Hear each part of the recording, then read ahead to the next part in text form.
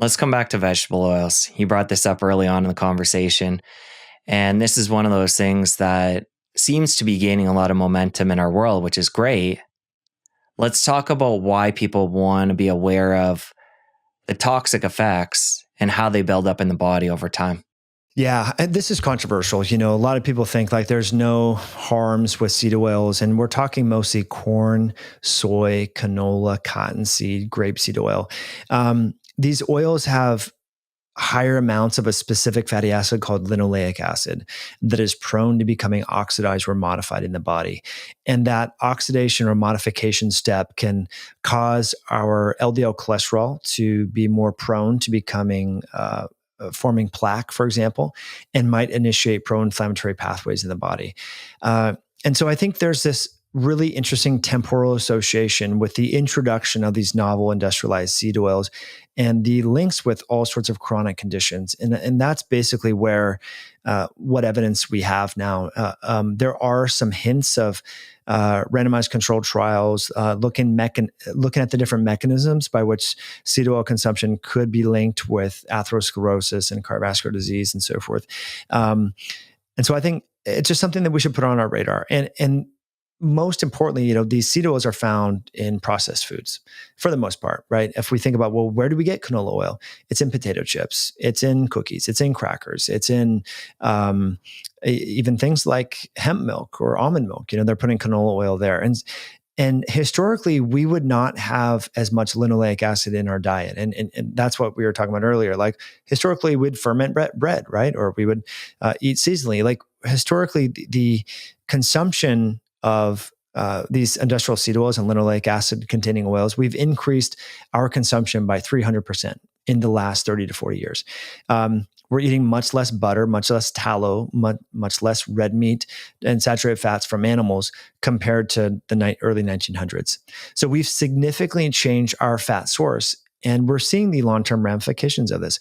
Autism through the roof, autoimmunity, depression, early onset cancers, all these things we've been talking about. So we've been eating the low saturated fat diet, since, started in the early 1980s. We've been having more corn, soy, canola, cottonseed, and sunflower oil, yet our health is going in the totally wrong direction. And so I think it's in their early stages. The downside here is that many of our medical institutions receive financial funding from the companies that sell either the food products that contain these oils or there's various lobbyist groups for these big oil companies. And they have a financial tie with our researchers, research funding, and also the individuals who sit on dietary guideline committees.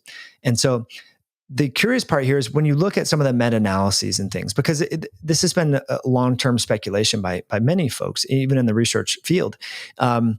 They say, well, when you swap out saturated fats for these polyunsaturated seed oils, you see a reduction in LDL cholesterol. So therefore, they must be healthy.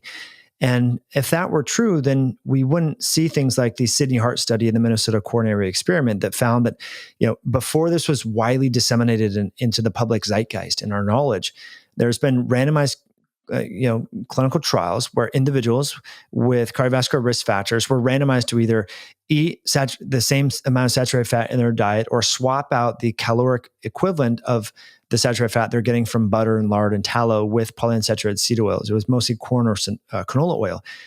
Corn or soy oil in these studies. Again, the Minnesota coronary experiment, Sydney Heart study, people should research these and look them up.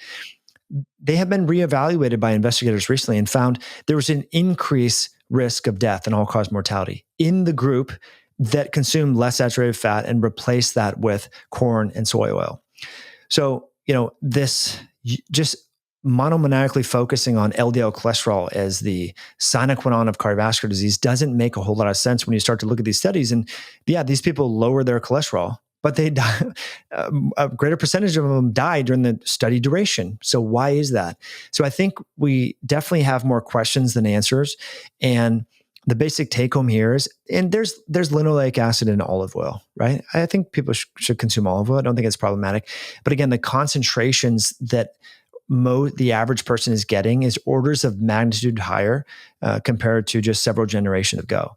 And it turns out that the half-life of linoleic acid containing corn, canola, soy, and sunflower oil and cottonseed oil in our fat tissue is like 600 days.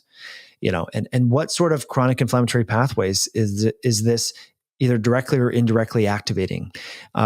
Or what sort of stressor is this providing on the oxidation to reduction balance in our body and the free radical balance? So that's my thoughts on it is, most of these things are found in packaged ultra processed junk food.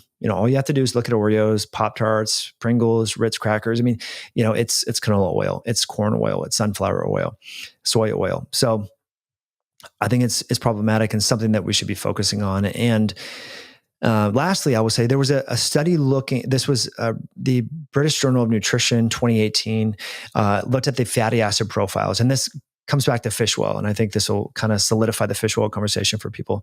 They looked at the ratios and types of fatty acids found in the serum and red blood cell of vegetarians versus omnivores. So people eating meat versus people avoiding meat. And this is what was interesting about this study.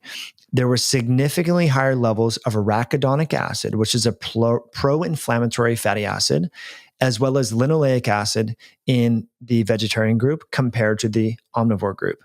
Then they wanted to look at the other side of the equation because we have anti-inflammatory fatty acids in our body that are derived from the very omega-3 fats from fish oil that we've been talking about this whole time. And these are these so-called pro-resolving mediator metabolites, the so-called SPMs. And the selective pro-resolving mediators, they are health promoting. They reduce inflammation in the brain. They do a lot of great things.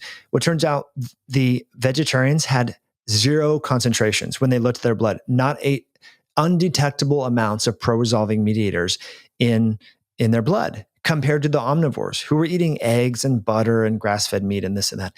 And so I think the bigger question is, well, why might that be? Because we know those signaling molecules are very helpful and they're linked with lower incidence of dementia and Alzheimer's. It could be that if you're having a diet that's rich in these highly oxidizable oils, that there's less downstream conversion or that these anti-inflammatory signaling molecules are being used up or what have you. So the point here, I think, is that we should just avoid them.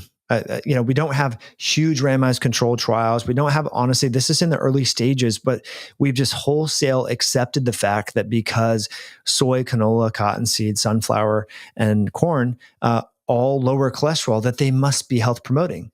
But now we have longitudinal studies. This was the Amoris cohort in Sweden, finding that people with higher cholesterol levels on their 65th birthday are more likely to reach 100 years of age compared to people with lower LDL cholesterol levels at 65. So there's not this real tight association with LDL cholesterol and mortality from all causes. And so I think just because if you swap out, Jesse, if you go home today, you're like, look, I'm going to cut out butter, tallow, red meat, and saturated fat, and I'm going to replace those calories with soy oil. Your LDL cholesterol will go down. But does that translate into better health and life expectancy?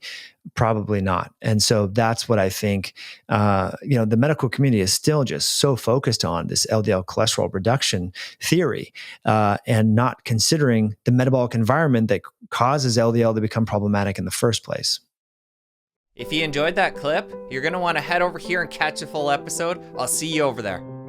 The thing that's going against us, especially if we're living life blind and drinking soda and having just sandwiches and french fries and not moving, is as our metabolism falls into this so-called insulin resistant or metabolically dysfunctional category, we naturally become more catabolic. Our muscle becomes compromised. And part of that is because